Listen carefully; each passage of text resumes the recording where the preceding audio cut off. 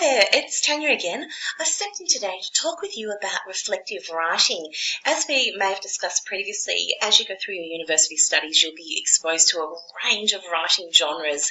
It's really important that you understand the features and the purpose of each of these genres because that's going to help you really step up to the task.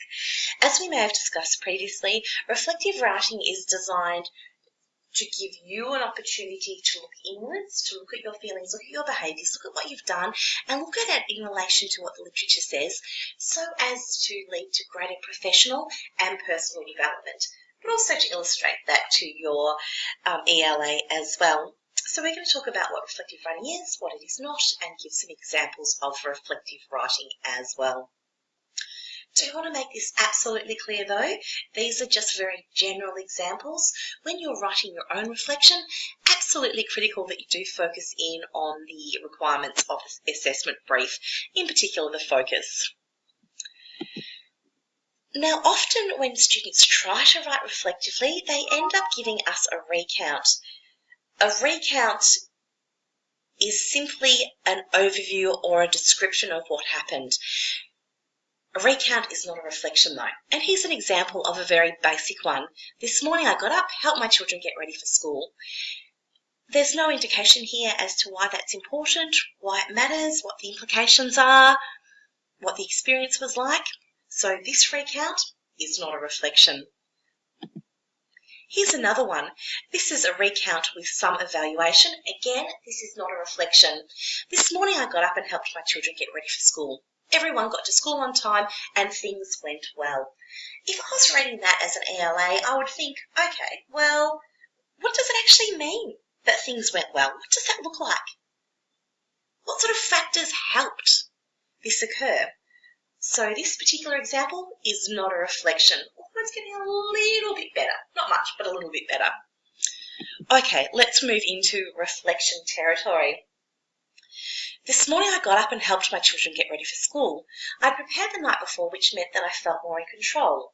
I suspect my children picked up on this as they were also in a good mood and much more cooperative. They listened and responded. Going forward, I'll make sure that I get lunches and uniforms ready the night before. Now this is better. You can see that this particular person has described an experience, but they've also started to unpack the experience and consider why things happened in the way that they did. In addition, they've also provided some insight how they might handle things in future. So this is more like a reflection, but not quite on track yet. We need another element, and that element is literature. Pretty much every assignment you write at a university level will need to include literature. So that is research and theory that is relevant, current, and from a credible source. So, okay, here's another example. It's quite similar to the earlier ones, but I'm hoping you can see the difference. This morning I got up and helped my children get ready for school.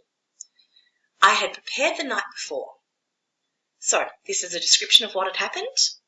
Then the learner goes on to talk about the implications or ramifications or why, which meant that I felt more in control. I suspect my children picked up on this as they were also in a good mood and much more cooperative. This concurs with the findings that feelings of preparedness are positively associated with success in the morning. Can you see here how this particular learner has compared experience with what's in the literature? And then they've gone on to say, going forward, I will make sure that I get lunches and uniforms ready the night before. So a good reflection includes a description of the experience, an evaluation, an analysis of the experience, but also considers the experience in light of relevant literature. Now, there are a lot of readings within each of the weeks which can help you greatly. It's your role to go through those readings and find things that you can really connect with and can help you answer or respond to each of the prompts for this particular essay. Guys, I know I'm throwing a lot of information at you, and we do tend to do that. So if you have any questions, please do ask them in the assessment thread, or alternatively as a reply to the thread that you find this video in. All right, thanks guys. Have a great day.